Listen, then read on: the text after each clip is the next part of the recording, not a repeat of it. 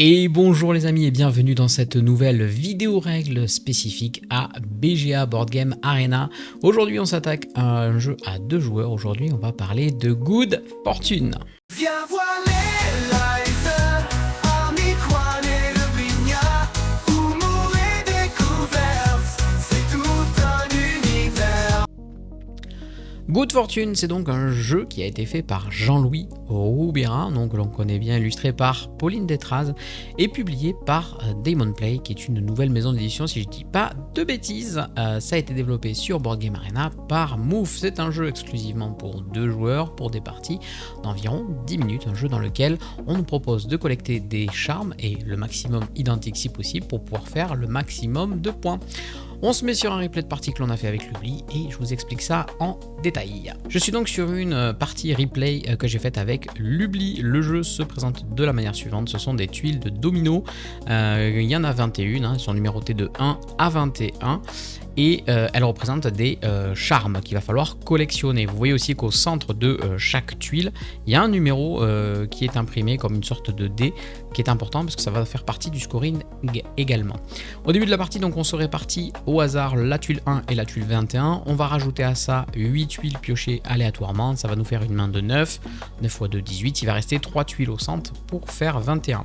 La personne qui a la tuile numéro 1 va recevoir le jeton premier joueur et va le placer sur sa face la plus petite, qui indique effectivement que ce sera la valeur la plus basse qui jouera en premier.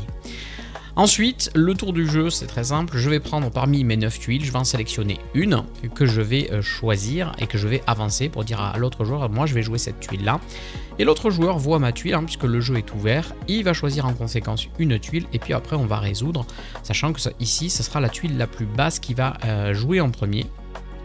À mon tour de jeu, une fois donc qu'on a tous les deux choisi notre tuile, en fonction donc du jeton, le plus bas va se positionner d'un côté ou de l'autre de cette rivière centrale et on va essayer de faire en sorte que le charme coïncide avec un des deux côtés, une des deux extrémités. Si c'est le cas, eh bien je vais pouvoir récupérer la tuile qui est à l'opposé. Si c'est pas le cas, si je ne peux pas faire coïncider un charme, eh bien je vais quand même me placer, mais par contre la tuile qui est à l'opposé, elle va être défaussée, elle ne me reviendra pas. Le but du jeu, c'est quand même de collectionner les tuiles pour pouvoir faire des collections. À la fin de la partie, vous allez prendre les charmes identiques, le nombre de charmes identiques que vous avez dans une famille, et que vous allez multiplier par rapport à la somme des points qu'il y a sur les dominos. Donc vous verrez ça, c'est très facile, mais en gros, si j'ai ces 3 trèfles là, par exemple, celui ici, celui-là et celui-là en fin de partie, eh bien, il y a une valeur à 3, une valeur à 1 et une valeur à 3, et bien ça va tout simplement me faire 3 trèfles fois 3 plus 3, 6 plus 1, 7, 3 x 7, 21 points, c'est comme ça qu'on comptera les points à la fin de la partie. Une fois qu'on a joué, le jeton passe à l'adversaire, change de côté, ça sera la plus grande valeur qui va jouer en premier et on va faire exactement la même chose jusqu'à la fin de la partie. Quand on aura joué toutes nos tuiles, on regroupe en optimisant nos collections au maximum pour faire le maximum de points. Celui qui a le plus de points l'emporte. Simple et efficace, vous allez voir, c'est un jeu qui tourne tout seul aux petits oignons avec un joli graphisme. La boîte, vraiment, on l'a dit plusieurs fois dans nos lives parce qu'on y a déjà joué en physique, c'est vraiment un joli écrin pour ce jeu. Donc je déroule le premier coup du tutoriel. Hop, moi je choisis cette tuile numéro 2 ici.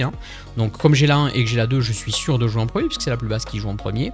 Et j'ai peut-être choisi un trèfle ici parce que ça va faire un trèfle potentiellement pour récupérer celui-là puisque j'en ai déjà 4 ici dans mon plan de jeu. Peut-être c'est ça mon idée sur ce coup-là. Lubli choisit la tuile numéro 6. C'est moi qui joue en premier. Je suis obligé, s'il y a une connexion, de faire cette connexion. Je n'ai pas le droit de la placer de l'autre côté de la rivière. Hop, je place ce domino et donc je récupère le domino qui est en face, qui est arbitrairement placé dans un sens ou dans l'autre. Vous allez voir que Board Game Arena fait un travail très bon puisqu'il optimise tout seul au fur et à mesure de la partie vos collections. Donc ça vous évite de faire cet effort là en plus. Lubli va placer sa tuile. Alors là, elle a les deux choix puisqu'elle a du rouge qui peut se placer des deux côtés. Donc c'est comme elle veut. L'idée étant de récupérer les valeurs les plus fortes. Mais là, c'est 2-3 de chaque côté de toute façon. Hop, elle récupère. Le jeton va passer à l'adversaire sur sa face la plus grande. Elle va choisir une tuile. Elle choisit ici la numéro 9. Et moi, je choisis la numéro 20. C'est moi qui ai encore la plus grande tuile, donc c'est moi qui vais jouer en premier. Je n'ai pas le choix, le fer à cheval, il va forcément aller de ce côté-là. Là encore, BGA vous le dit. Et hop, j'ai récupéré un deuxième symbole comme ça ici. Donc on voit bien, là, en l'état par exemple, ça me ferait 2 fois 4, puisque c'est 1 plus 3, ça me fait 8 points. Ça compte en temps réel, on le voit là-haut dans le petit panneau. J'ai 8 points, le biais elle en a 3. Elle récupère cette tuile, ça se tourne, 2 fois 6, 12 points, elle est passée devant, etc., etc. Et on va tout simplement continuer comme ça jusqu'à la fin de la partie, et celui qui aura le plus de points l'emporte. Je me suis mis à la fin de la partie pour une fois pour vous montrer un petit peu comment sont calculés les points de toutes les familles. On voit bien ici que Lubli, elle a 3 charmes gris qui ont beaucoup de points, hein, 4 et 4, 8 et 3, 11, 3 fois 11, 33 points. Plus une série de 2 trèfles ici qui font 2 fois 5, 10 points, plus une série de petits éléphants ici qui font 10 points également, et une seule série ici qui fait 2 points, donc la somme ça fait 55 points, et quant à moi sur cette partie j'ai eu de la chance parce que j'ai fait une seule grosse série, du coup qui m'a permis de faire 5 x 13, 65 points, plus une petite série qui m'a fait 6 points de plus, donc un total de 71 pour moi sur cette partie. Mais voilà, je trouvais ça intéressant de vous montrer le calcul global, et vous voyez qu'il y a des cartes qui ont été défaussées au fur et à mesure de la partie quand on ne pouvait pas les prendre, donc simple et efficace sur ce jeu Good Fortune. Voilà, cette vidéo règle de Good Fortune est déjà finie. Vous avez vu, c'est un jeu rapide mais néanmoins stratégique. Attention, il a l'air simple comme ça au premier abord, mais gagner n'est pas si facile que ça. Il relève quand même de pas mal de profondeur, donc n'hésitez pas à le tester et dites-moi en commentaire si vous allez le tester ou si vous l'avez déjà testé et si le jeu vous plaît. Si la vidéo vous a plu, en tout cas comme d'habitude, n'oubliez pas le pouce en l'air, l'abonnement, le like, le partage, bref la totale. On a toujours besoin de vous, les algorithmes ont besoin de vous pour pouvoir pousser cette vidéo et faire grandir la chaîne.